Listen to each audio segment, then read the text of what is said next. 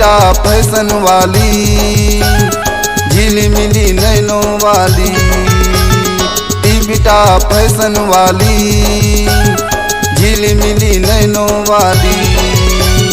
तोर से माया हो गे वो मोरे दिल वाली, तोर से माया हो गे वो मोरे दिल वाली। बिटा फैशन वाली, झिलमिली नैनों वाली, फेसबुक आईडी वाली, इंस्टा के फॉलो वाली।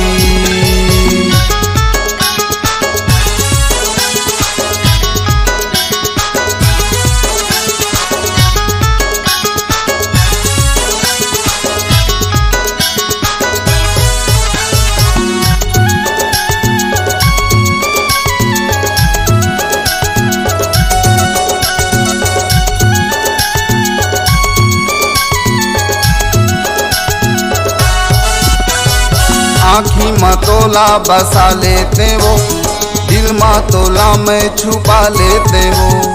आँखी में तोला बसा लेते वो, दिल में तोला में छुपा लेते वो। मन के मंदिर में बैठा लेते वो, अपन तोला बना लेते वो।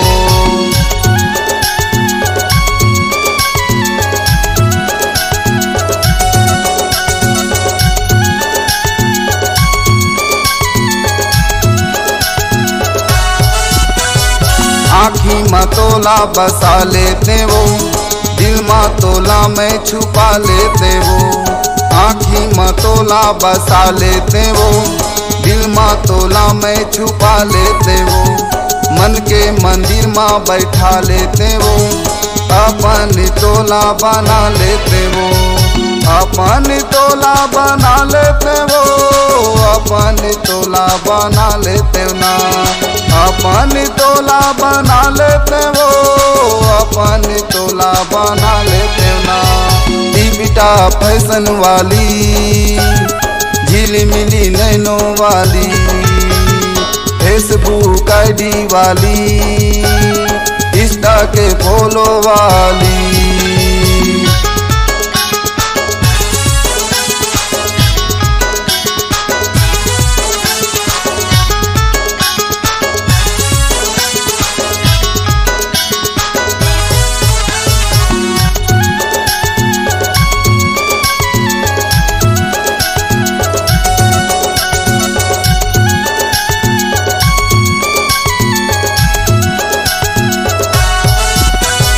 आशिक दिल समझाना है वो, धीरे से तोला पटाना है वो।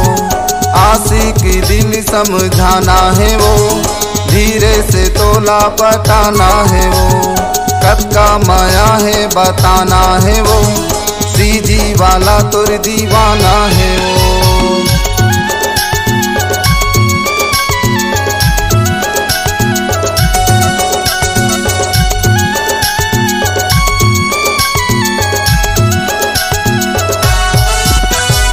आशिक दिल समझाना है वो, धीरे से तोला पटाना है वो।